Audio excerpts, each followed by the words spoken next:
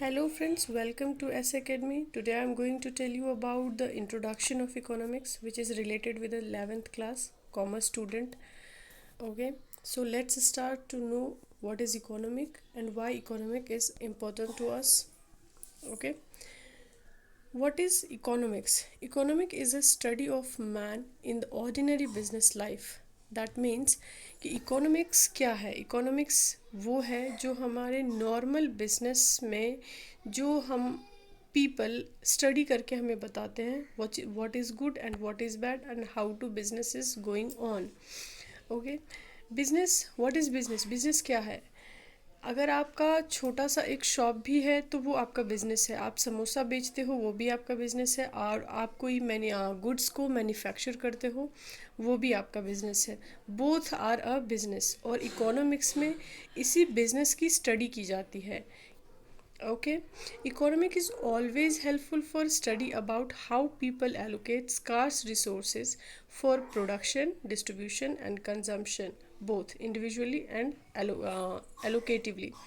That means कि economics helpful होता है हमारे लिए कि हम स्कार्स ये रिसोर्सेज का मतलब होता है कि अगर हमारे पास बहुत ही कम रिसोर्सेज अवेलेबल है तो उस रिसोर्सेज का हम किस तरह इस्तेमाल करें जिससे हम अच्छी प्रोडक्शन भी कर सकते हैं और उस प्रोडक्शन का कैसे हम डिस्ट्रीब्यूशन करें आम पब्लिकों में, कंज्यूमर्स में, और वो अपनी नीड्स को उसी कम रिसोर्सेज के साथ कैसे फुलफ़िल करती हैं. वो इंडिविजुअली मतलब इंसान का जो पर्सनल नीड्स है उसे हम जब फुलफ़िल करते हैं वो भी हमें इकोनॉमिक्स सिखाती है. और सोशली हमारी कोई नीड्स है उसे जो हम फुलफ़िल करते हैं वो भी इकोनॉमिक्स के अंदर ही आती है. Economic is a social science that focus on production, distribution and consumption of goods and services and analyze the choice that individual, business, government and nations make to allocate resources.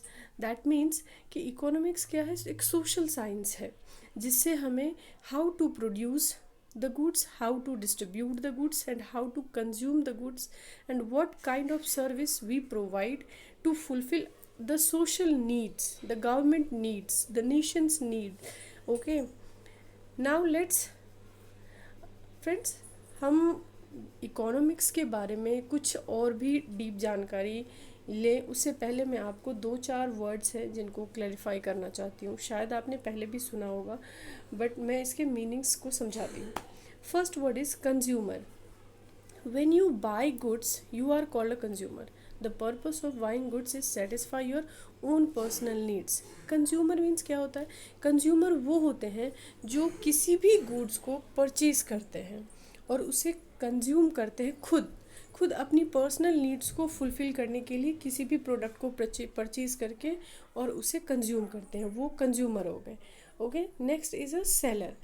When you sell goods to make a profit, you are called a seller. That means कि अगर आप किसी भी product को, किसी भी चीज़ को बेचते हो for a purpose of making profit बनाने के लिए, तो आप सेलर हो गए. ठीक है.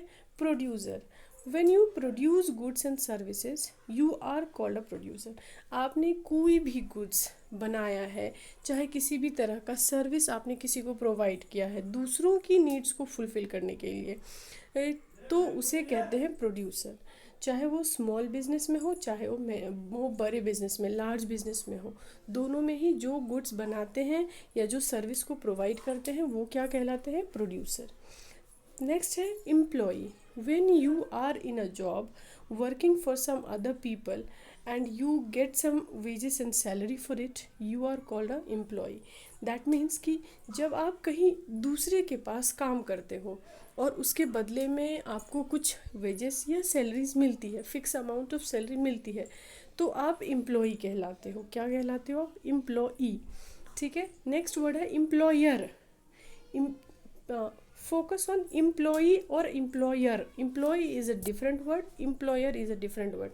जब आप किसी दूसरे के लिए काम करते हो और उसके बदले में आपको वेजेस और सैलरी मिल रही है उसे कहते हैं एम्प्लॉई. और जब आप किसी को सैलरी दे रहे हो और उससे काम अपना करवा रहे हो तो आप क्या हो गए? Employer. You are a employer. Okay.